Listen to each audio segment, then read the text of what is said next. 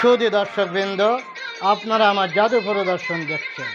আমার জাদু দেখে যদি আপনারা বিনোদন লাভ করে থাকেন, তাহলে আমাকে লাইক কমেন্ট শেয়ার দিতে ভুল করবেন না।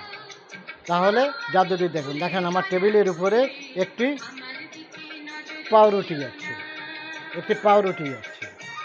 এই পাউরুটির থেকে আমি আর একটা পাউরুটি তৈরি করে দেব। আমার কাছে একটি পাউরুটি আছে, এই পাউরুটির থেকে আর একটা পাউরুটি তৈরি করে দেব। তাহলে একটা পাউরুটি থেকে দুইটা পাউরুটি দেখতে পারবেন। তাহলে দেখুন,